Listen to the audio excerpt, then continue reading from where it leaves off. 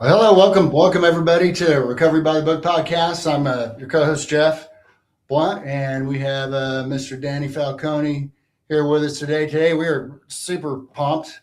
We have a couple of guests with us in the studio today. These guys are just like pillars, legends, in Oklahoma anyway, for sure, but if not the world.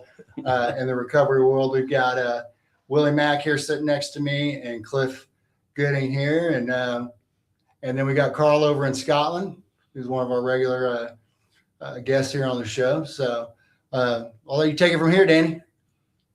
Good morning, everybody. Danny Falcone here. Welcome to Recovery by the Book podcast. And just so you understand, we don't represent Alcoholics Anonymous. We're not here talking on behalf of Alcoholics Anonymous. We're all sober members of 12-step programs. And what we do here is we just kind of share our experience, strength, and hope on different questions that come in. Not here to criticize other podcast people on how wrong they are or what they don't know. You know, I try to keep it simple. If you find a podcast that you like, watch it. If you find a podcast you don't like, don't watch it. It's that simple. So, I'm not speaking to you, as an outsider. My sobriety date is November 21st, 1991. And that may not impress you, but it impresses the hell out of me.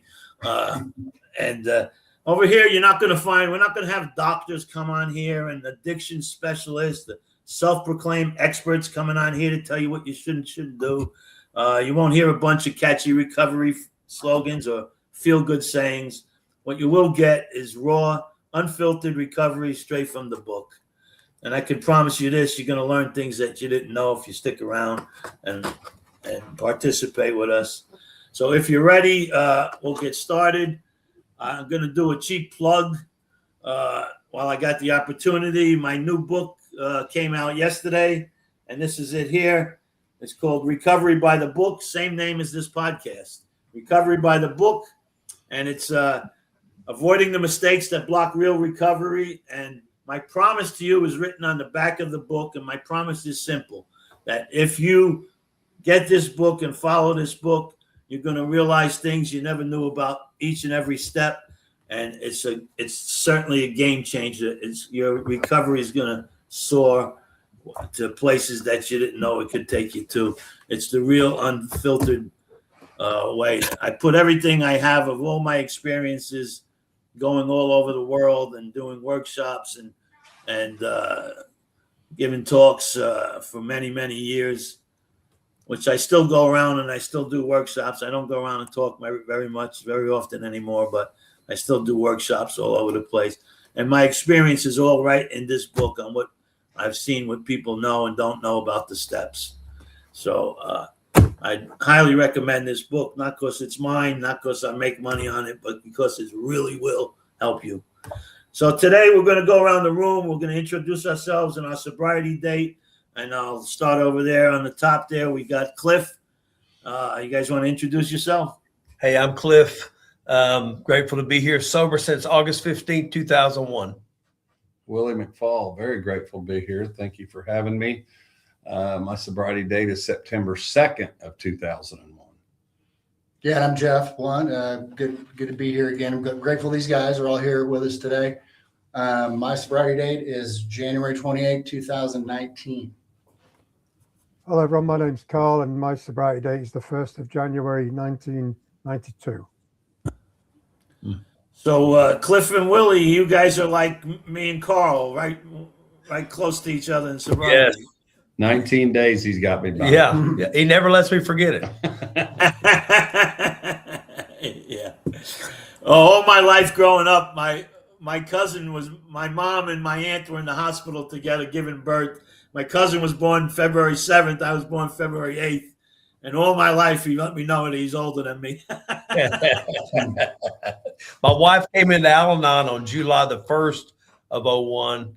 And there's a period of time between July 1st and August 15th that she never lets me forget that she was here 45 days before me. Yeah. So Jeff, I know we've been getting a lot of questions. We got a few picked out for today. And Yeah, sure. before I forget, the people that are listening or the ones that come on afterwards and watch this podcast on YouTube or Facebook afterwards and watch the recording, we appreciate your support. Don't forget to subscribe when you're on there. And we got to be more diligent about getting the questions that you leave on there, because I saw last week when I was watching the recording that there were questions on there that we don't get to see after, because you're putting them on after the show. So anyway, so what do we got today, Jeff? Yeah. So make sure and subscribe. And then if you want to send, you can always email questions into to recoverybythebook@gmail.com. So, but the first one we got here is somebody wrote in, how do you know when someone is ready for step 3? Okay. So here we go there. That's a good question. And, the simple answer to that is right in the book. Isn't that amazing? The answer's in the book. So a lot of people make the mistake of not going through the second step and getting in touch with a higher power, because that's where the search for God begins in step 2. And when we go through all this stuff, if you get to the top of page 63, mistakenly, people call that the third step promises. They are not the third step promises. There are 10 results of step 2. And here's what it says. When we sincerely took such a position, all sorts of remarkable things followed. We had a new employer being all powerful. There's 10 questions here. That's number 1. He provided what we needed if we kept close to him and performed his work well. Established on such a footing, we became less and less interested in ourselves, our little plans and designs. More and more, we became interested in seeing what we could contribute to life.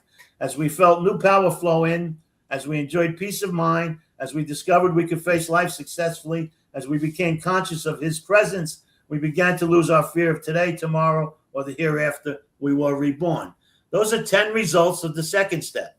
If you can answer positively to all 10 of those things, not 9 of them, not 8 of them, but if you can answer positively, yes, right here, right now, are you feeling these things? Do you have a new employer? And go down through each one of those. If you answer yes to all 10 of those, look what it says next.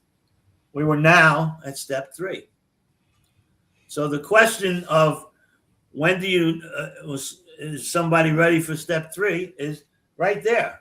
That's your answer for that. And then we're going to go around and we're going to hear. I could talk to you for a half an hour just on that question, but I'll keep it at that, and I'll let. We'll start off with Cliff, and then we'll go to Willie, and then Carl. Yeah, thanks, Danny. We could do a whole weekend on step 3. I mean, seriously, we could start Friday night, talk Friday night all day, Saturday and Sunday morning on step 3, and talk about how important that is. And there's some interesting things in those pages prior to those questions. One of the first ones is after, the 3 pertinent ideas. It says, now we're at step 3, right? Yeah. Now we're at step 3. And then it says the first requirement. So it says the first requirement that any life run on self-will could hardly be a success. Well, if there's a first requirement, that must mean there are others. Otherwise, it just said any life run on self-will would hardly be a success. And when we look at that chapter, some things, or that piece of how it works, when we look at that, it talks to us about some really interesting things. It talks to us about what my life looks like, just generally. Removing booze and drugs from my life are one thing. But, our textbook says that what I really suffer from is this spiritual disease. I hear people a lot, and I'm not here to debate the disease concept, but our book says we suffer from an illness. The only time that it says we suffer from a disease is in step 4, when it says that we suffer from a spiritual disease. And when the spiritual malady is overcome, we straighten up mentally and physically. So I suffer from this illness. When you subtract the solution from me, I'm crazier perhaps than I am when I'm drinking or doing drugs, right? When you remove the solution from me. And the piece of that is that, and I'm going to move around a little bit here, but this idea that I'm looking, that lack of power is my dilemma. Mhm. There is a key piece of the puzzle. I'm powerless, but it's beyond booze for me. As I've, in the time I've been here, I've come to appreciate that the book talks about, stopping drinking is just the beginning. Bottles are a symbol. That's not, that's the symptom. It's like going to the doctor, say I have a cold. They treat the runny nose, they treat the cough, but that's just symptoms. The real problem is I got a cold that I got to get rid of. And so when I come here, it's this lack of power. It's this search for power, Danny, that you talked about in step 2. I got to find something in my life. I'm separated from this power on self-will. And I've come in step 2 for this idea that I'm willing to consider the existence of that power. And step 3, I'm willing to try to forge some relationship with the power. And in that, I have to look at my role. What I've been trying to do is I've been sitting in the God chair. I've been trying to do these things. Any life run on self-will could hardly be a success.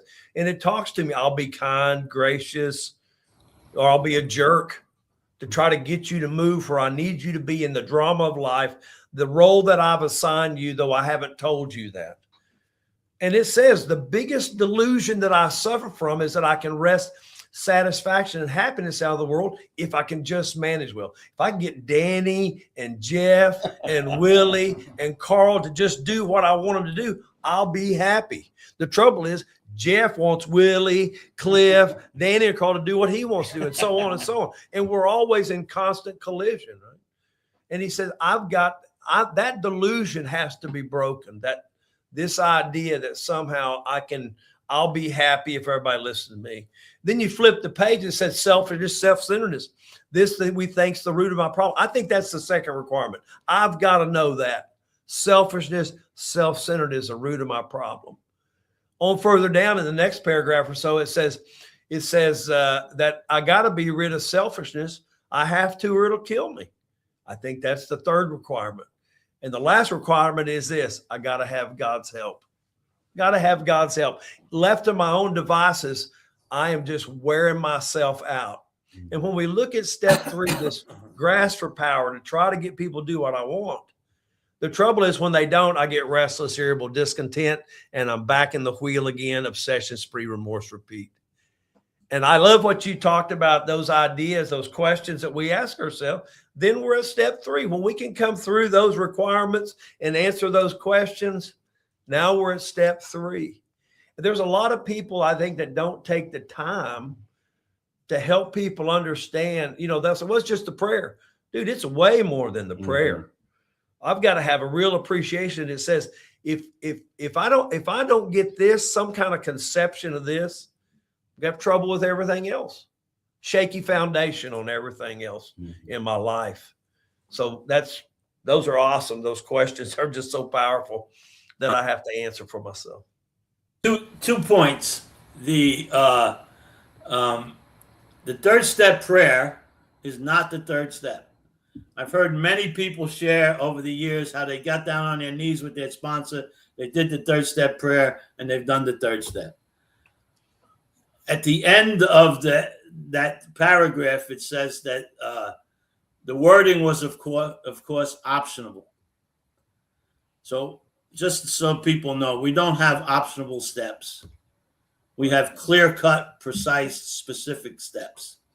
So the prayer is not the third step. It's the getting rid of, taking a look at self-will. All those pages from what you talked about, the 3 pertinent ideas till there, is 2.5 pages of talking about self-will. And the other thing I just want to touch on is, I think it's important, is there's nowhere in this book, the big book, nowhere does it say we have a spiritual disease.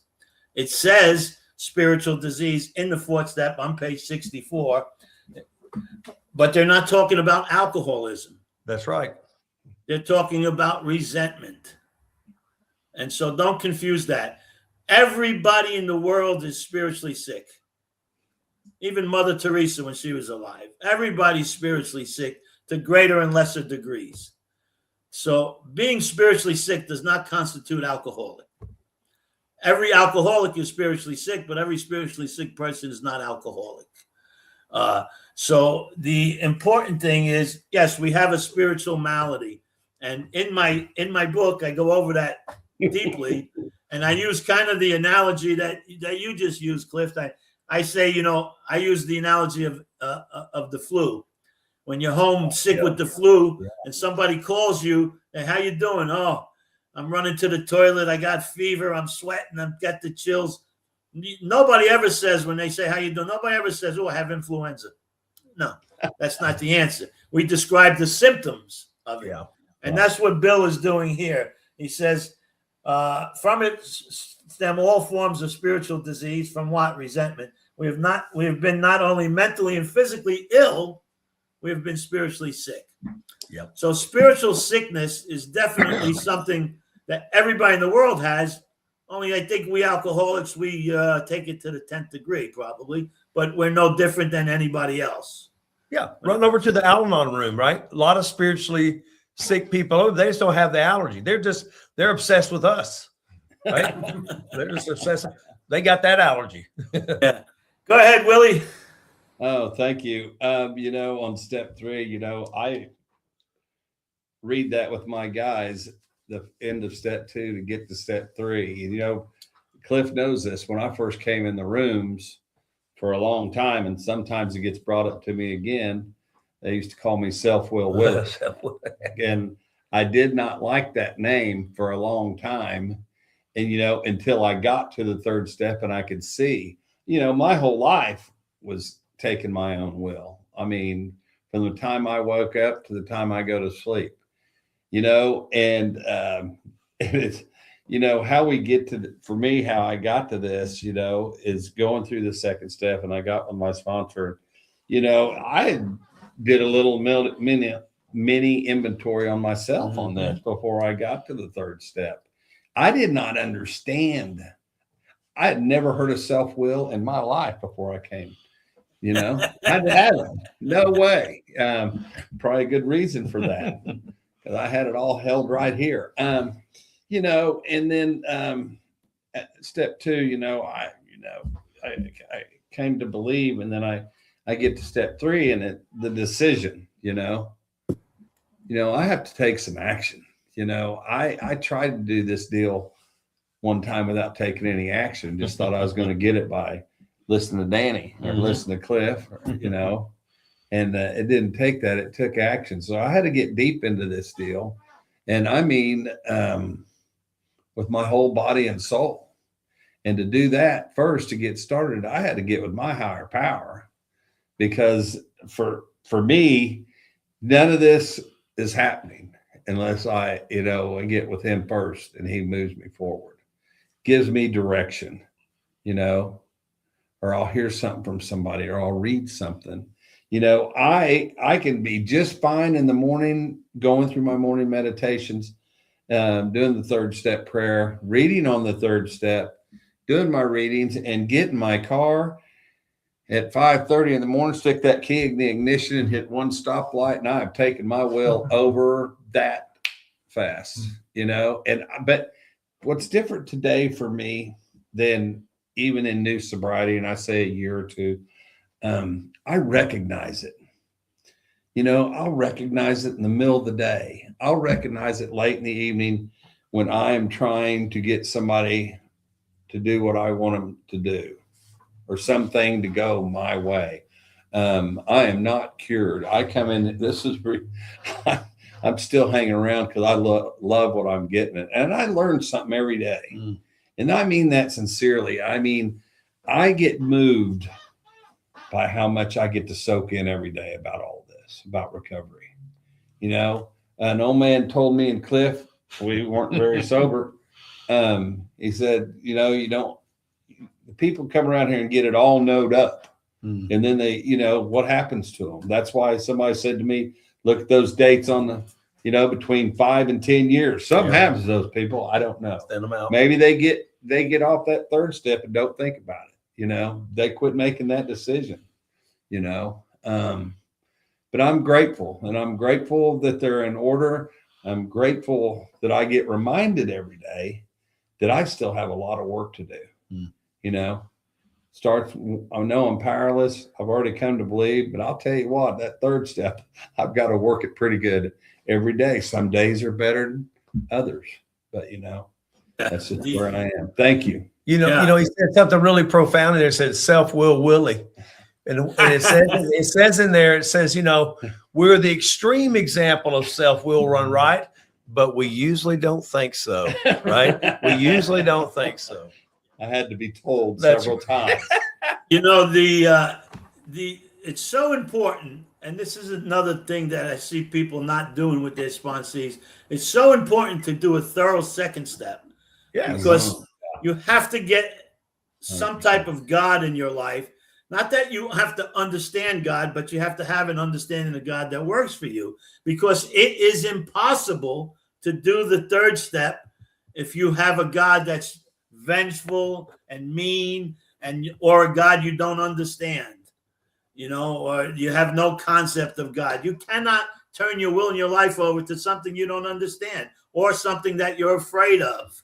So it's important to do that and to go over the second step, because you can't do the third step without being comfortable with some type of higher power. So that's the thing. And I want to read this one thing out of the original manuscript. After the ABCs of how it works, this is a sentence they took out of the book. Took it out. I know what you're going to read. And they shouldn't have. Now, they should not have. There was a big argument. Bill, actually, at this point, Bill said, "The hell with you, I ain't doing no more." And they said, "Bill, please, we want you to continue." There was a big fight over this. Yeah, they thought it was too harsh. I don't think it's harsh enough. But this is the sentence they took out. You're exactly right. They thought it was too harsh. It said, after the three pertinent ideas, it said, and the three pertinent ideas, of course, are step 1 and step 2 and step 2. A is 1, 2, B is 2, and C is 2. And then it says, if you are not convinced on these vital issues, you ought to reread the book to this point or else throw it away. Yeah, I agree. What Bill's telling you is don't even bother with the third step if you don't have this down. So that's the importance of that. Carl, what do you think? How do you know when someone's ready for step 3?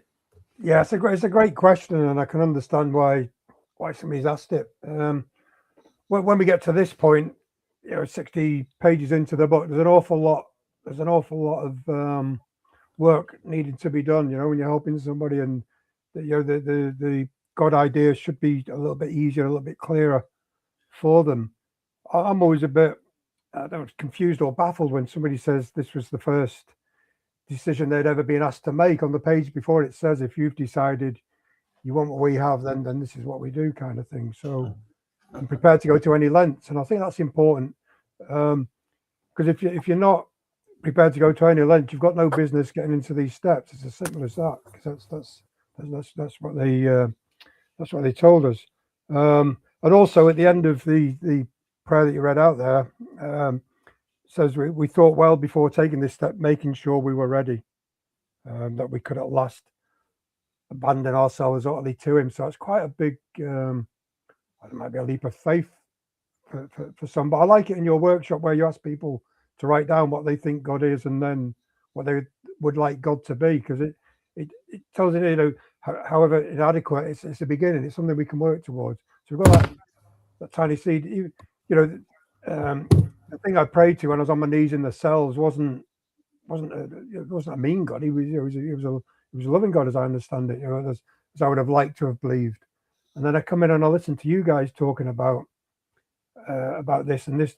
You're listening to your stories of what your life was like, your experience now, and I can identify with that. So just having a little bit of hope that what's working for you might work for me if I do what you guys did. So I've been quite disciplined in my recovery. I'm fortunate that way, but I was so desperate not to go back that way. But yeah, it's important. We were now at step 3, and then now we were now at step 3. We were at step 3. We're now at step 3. And even on page 59, it says, may you find him now. That one is God. May you find him now. the conception of God's fixed. How we see that is what's different. It's not different kinds of different gods all over the place. It's the same God, but how we see it is fixed. That's how I understand this. I say conception and not concept, which are two very different things. But the guys have pretty well covered this. But it's just the work before, because they used to say, I'm not heard it for a long time, but if you're struggling with a step, go back to the one before. Because I found the steps easier than being out there. For me, they've gone down. Each step has made my life much better. So and all the points you read out, Dan, it's pretty much there. It's all everything we need in the book. So get your nose in the book with somebody who understands it would be my best advice. I spoke with Remy yesterday from Scotland. We were on a call together, and they're having there's a 25th anniversary going on over there in Scotland. And 25 years ago, the first year there, I went and did a 3-day big book study there. And I think they want to have me back in 2028. I don't know, but that fellowship has really grown and changed a lot over the years there. Jeff, you got anything to say about this before we move on to the next question? And Suresh is asking, who's asking these questions? I believe that question came from England. Okay. All right. England. From all the way from England, from across the pond. So the question is, when do you know if somebody's ready? I can kind of just speak for myself. I was looking back when we were at the men's meeting this morning, and I found from my very first meeting, my sister took me to the Western Club on August 18th, 1995. So it was this week, 31 years ago. Cool. And, I was always like kind of happy-go-lucky. I was played in the band, and, Willie, I've known Willie for probably 40 years. Mm-hmm. And, we used to, he introduced us to all kinds of cocktails. And we had something called a Mind Eraser that we used to drink. Yeah. So, that first meeting I went to, it was just to appease my wife, and my family had an intervention for me. It was one of those deals. I walked in, they're like, "Hi." I'm like, "What are y'all doing here? It's not my birthday." So I really just went in to get the heat off. Went to a couple meetings, just tried to keep my marriage to my first wife from falling apart, which eventually it happened anyway. Ended up going back to the old May Club that was behind Paul's Conoco over there for a little bit. But, I stopped going to meetings because I took back the control of my will and told myself I had control of it. That was the whole thing. So maybe I was ready for step 3, but I guess whenever you take it back, you're like, you're coming back across the line. I really, I was in it for a minute, and then I came back out of it, and that's when I took over and went for a couple more decades. And from the outside, it probably looked like I really had my shit together, be like, "Oh yeah, this guy's got, beautiful wife and all this stuff." But man, it was awful. My wife would I'd go out and play shows on the weekends and not come home, and acting like, it was anyway. So thank God the May Club was still around. Willie's there. I come in, and a lot of the people that are there from back when, we were running together 30, 40 years ago, because if not, I probably wouldn't have come back in.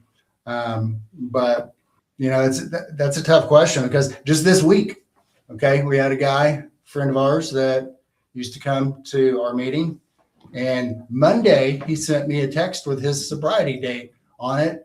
Well, Tuesday morning I saw his mugshot on Facebook that he was put in jail for DUI, and he had paraphernalia and just all of this stuff. So obviously wasn't ready for step 3. I guess that's all I got to say.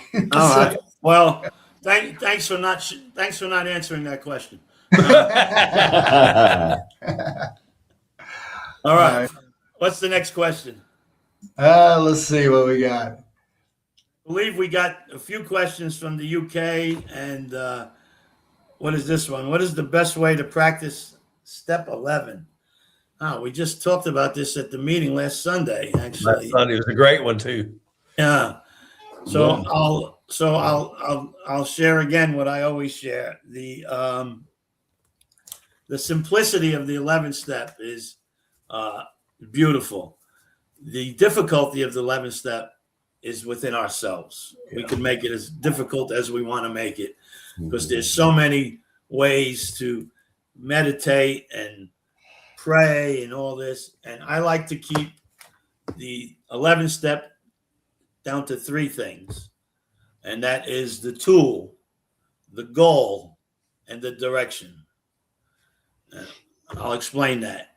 Sought through prayer and meditation. That is the tool that we use to improve our conscious contact with God as we understood him. That is the goal. Praying only for knowledge of his will for us and the power to carry it out. That is the direction.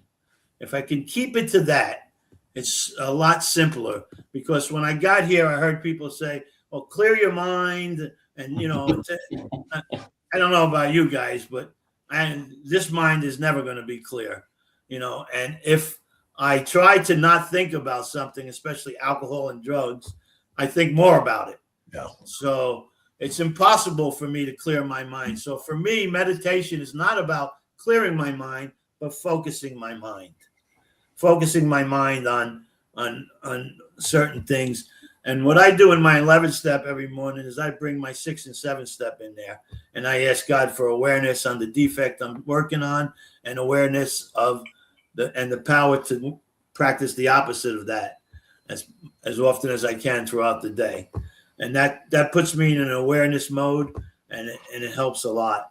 So the other thing I want to say about this is this is just what I shared last week at the meeting, but when I first got sober, I'd take out in the morning, I had 5 or 6 different meditation books, and I'd open them all up and I'd read them.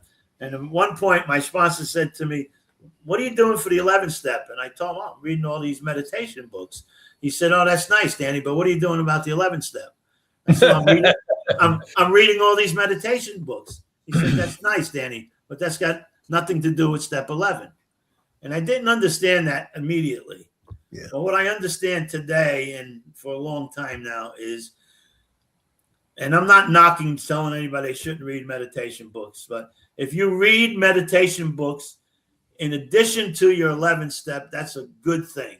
Mm-hmm. If you read meditation books in lieu of your 11th step, you're off base. Mm-hmm. The meditation book is the tools that we use for step 11 is prayer and meditation. Okay, not fear and medication, prayer and meditation. And I said we're not going to use little catchy little sayings, but couldn't help myself there.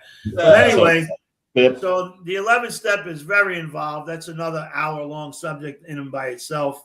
But let's kick it off. Cliff, take it to you. Yeah, I being here in the Bible Belt, in the buckle of the Bible Belt, I was good on prayer, but I got old ideas about meditation.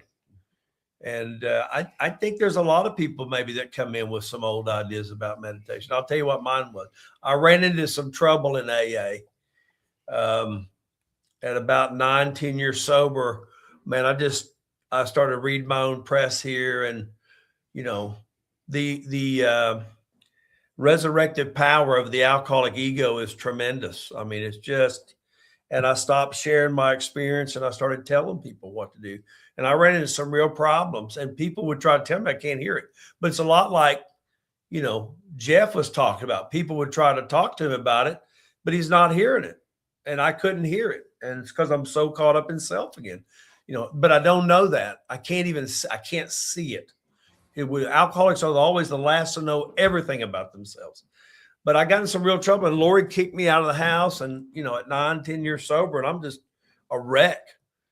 And I ran into a guy, and he asked me this question: where are you on prayer and meditation? And so when people would ask me that question, I would lie. Oh yeah, I pray and meditate. So I'm a liar in AA. I lie. Because here's what I thought about meditation. When I was a kid growing up, there was a show on called Kung Fu, right? And that he would get in his ashram with his sensei, and they would light a candle and set, you know, in the lotus position. And I'm like a tree stump. I can't do that. I don't bend that way.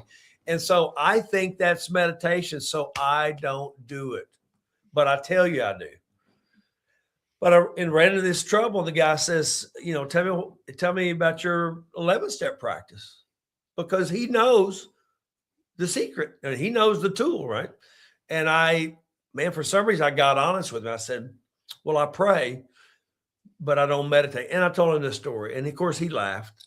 And he said, well, Cliff, of course, that's one way to meditate, but that's not the only way to meditate. And he started talking to me about contemplative meditation. And he sent me to one of those books. And he said, you know, he said exactly what Danny talked about. You know, the goal here is we're seeking God, and we're seeking knowledge of his will and power to get that with it. We're here to grow our spiritual life and connect, you know. What is the connection I'm seeking here? And he gave me a spiritual book to read, one of those prayer and meditation books, but he gave me the directions first. And he said, you know, this and others like this are good, but they're not step 11.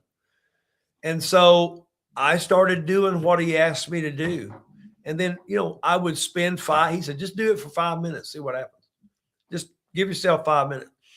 And what happened for me is 5 minutes became 10 became 15. And what happens is, for this alcoholic anyway, I got spiritually thirsty, right? The solution begins to take the hold of it, and I needed more of it. And I would do a 10 and 11, and then I would read these spiritual books. And what would happen in that regard is I would read a book and it would refer to another. And I think, well, I got to have that because that's how I roll. And before now, I got 20 books like Danny's talking about. Yeah. I got all these books in there. But the meat of this of step 11 is how much time am I seeking this power with the tools that are given me, and am I spending time with it? You know, I was in Georgia a number of years ago, and a buddy of mine picked me up at the airport. And he said, "Hey, on the way out to this retreat, we're going to go to this little meeting on the way." He said, "It's really usually a pretty good meeting." I said, "Okay, we'll go." And we walked in, and it was this little nice white-haired lady there in Georgia. And she was setting up. Of course, we tried to help her set up. And she said, "What are you boys doing here?" Like we were under investigation. You know, "What are you boys doing here?" And without missing a beat, my buddy Randy, he said, "Soughting." She said, "Soughting?" Said, "Yes, ma'am." Says right there, sought through prayer and meditation to improve our conscious contact with God as we understand it. We're here soughting. And I think that's the real deal for people like me. I've got to continue this idea of seeking this power. And the way I do that is develop the tools, the prayer and meditation in my life. That if I want to know this power that I've come to believe and I'm willing to turn my will of my life over to, I've got to spend time with that power, seeking what it is that power wants me to do, finding out how to grow my spiritual life with it. Because, you know, in every place in that book that it talks about the colossal failures of people, it says the same thing. Look at Jim's story. He failed to enlarge his spiritual life. You know, when a newcomer goes out and comes, or any comer goes out and comes back, whether you've got 1 day or 15 years or 30 years, the answer is always the same. I failed to enlarge my spiritual life. I started, if you get a laurel, you start resting on them, right? And then what happens invariably, because I don't do what Wilson said, right? I've got to perfect and enlarge, make bigger and make better this spiritual life that I'm seeking. And this is the way, this simple directions is the way to do it for a guy like me. Yeah, that's good. Thank you. And, you know, we started off talking about the third step, and I always tell people If you want to know if you did a good third step, you'll find out in the 11th step. Yeah. Mhm. The That's the right. third step sets you, second step sets you up for the third step. Third step sets you up for the 11th step. Willie, take it. Yeah. The 11th step for me, the big word in that for me is to improve. Mm. And that setting on your laurels. There's days I've had to set on my laurels. Thank God it hadn't run into weeks. I have a prayer and meditation story that happened to me with about 9 months sober. I was in Crested Butte, Colorado. It was my first time out of town sober. And y'all told me to find a meeting. Well, I looked up the meeting guide, and Crested Butte's not that big. And I get the address and drove there, didn't have a driver's license in. And I can't find this meeting. I can't find it. I get back to the house. I'm all kind of decombobulated because I've looked on every street in Crested Butte. We didn't have GPS back then. I go back outside and I went, really, God? And I look up and the street I'm on is the name of the street where the meeting is. It was 5 houses down. So I hurry up and rush down there, and the meeting started at 7. And I get to meetings early, thank God, but this was about 3 minutes to 7. And I get in there and sitting there, it's about 8 of us. And the lady said, this is our meditation meeting, step 11. And I wasn't nowhere or close to step 11 at the time. But anyway, I'm saying this, we got in there and they said, find a peaceful, quiet spot. And then she turned off the lights and locked the doors.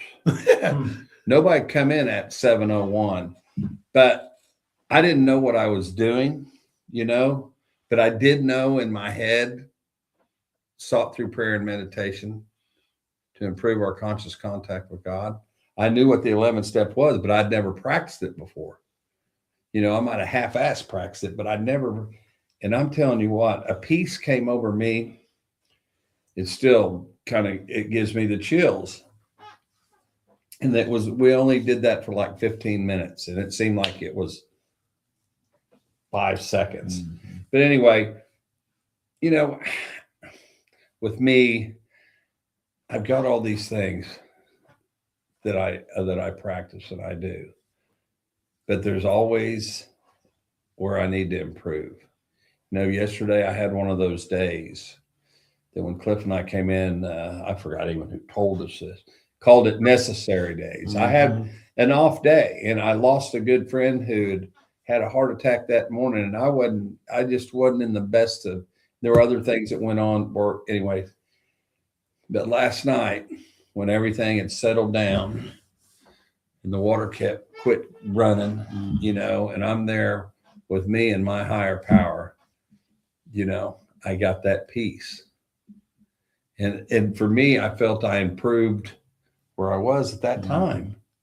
The 11th step, I was born and raised Catholic. Don't have anything against Catholic faith. I was an altar boy. I went to Catholic schools from 2nd grade to sophomore year.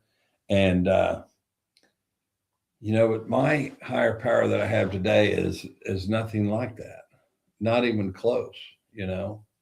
And that's what makes it easy. I sit at night and talk to my higher power like I talk to Cliff or any of y'all. Mm-hmm. I have that closeness in my heart that I never had before I came to these rooms.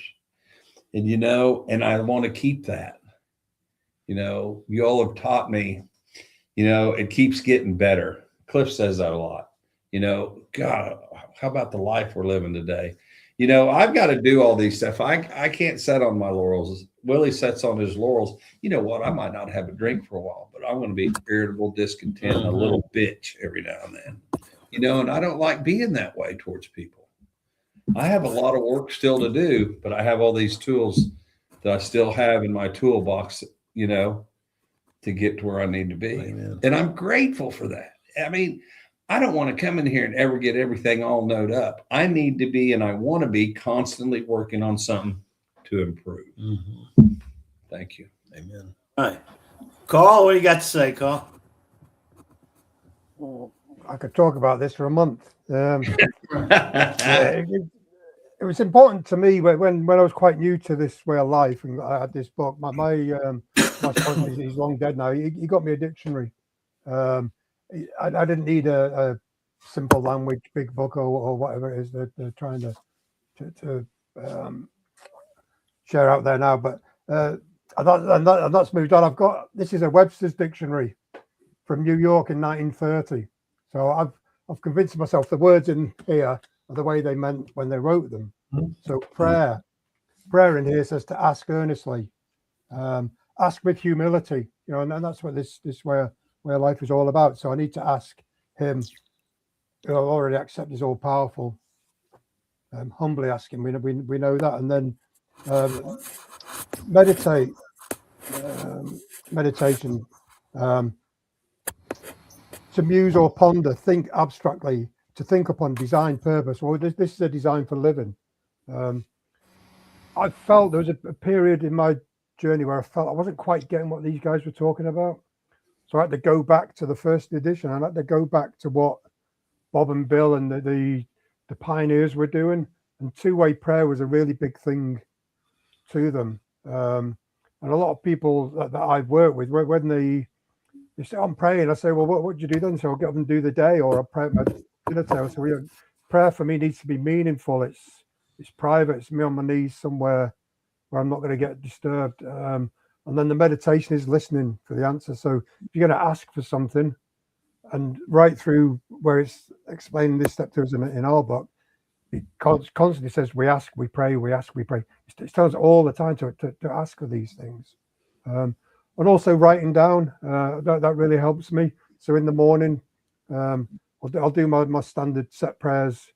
When I awaken, then I'll go and I'll read some stuff that supports this way of life, and then I'll open a book and I'll ponder. If there's something I need a specific answer to, then I'll ask for guidance on that, and then I'll just wait and listen. And when I'll write down my question and I'll wait, and then what comes into my mind, I'll write down the answer. If that sort of aligns with this way of life, then it's okay. If it doesn't, then and then Dr. Bob took it much further than that. The way he would measure his thoughts against whether it was good or bad. But doing that has improved my conscious contact. It's from building a relationship. So when I met my wife, we didn't really know each other very well, but over time that relationship's built to where it is now. And you've got to invest time in it. You've just got to invest in it. So and I like where we go. You've got a new employer. If you've got this new employer, he's going to give you the tools you need to do what he's asking you to do. If he's not going to say go out there and I've never had any job where they didn't give me the tools to do the job. So an employer will give you the tools you need to do the work if you listen. So prayer is important, asking is important, but it's important to listen. And for me, that's the meditation. And you're right, it's pondering on the thoughts. Somebody once told me, it might have been my old sponsor, that in Napoleonic times and the wars of the 1800s and 1900s, the general would meditate on what forces he had, what resources he had to help him through the day. So if he's got archers, he'd know where to send his archers. If he's got troops who are marching, he'd know where to send them. So it's being aware of what I've got to carry me through the day. How am I going to use that? So I agree with you. The sitting on the beach with your things in your ears can be of benefit, but this comes first. That's my thoughts on it.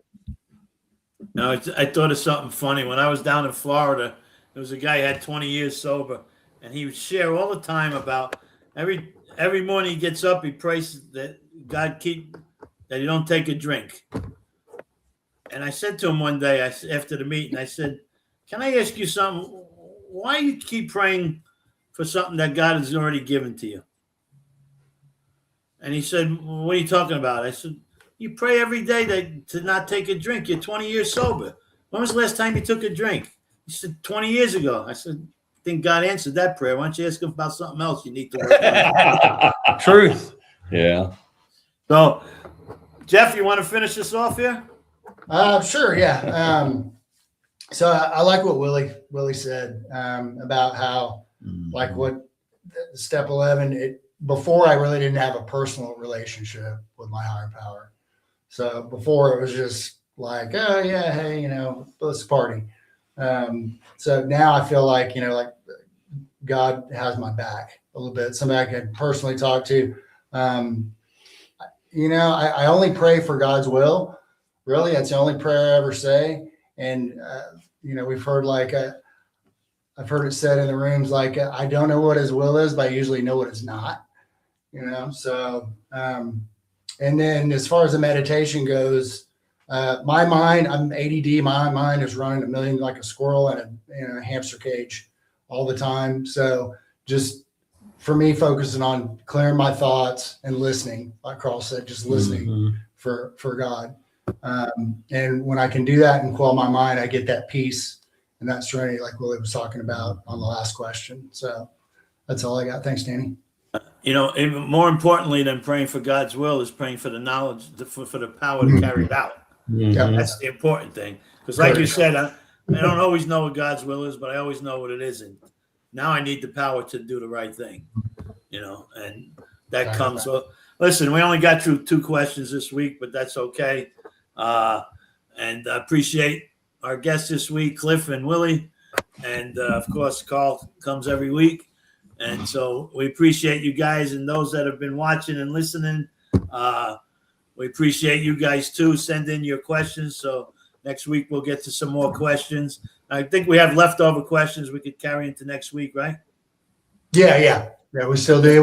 We had a couple people join too that we weren't able to get to, but next week, you know, please come back and we'll try to get everybody in. All right. Well, thank you guys. Appreciate it. Have a great Thanks, Danny. See you tomorrow, Danny. Thank you. One more cheap plug. Don't forget. Get your copy. Recovery by the book. All right, Danny, guys. I got a plug for you. Cliff, tomorrow, step 12. See you at the Western Club. Yeah. Oh, I'll see you in the morning then. Yeah, Great. well. All right, guys. Have a good one. Thanks, Danny.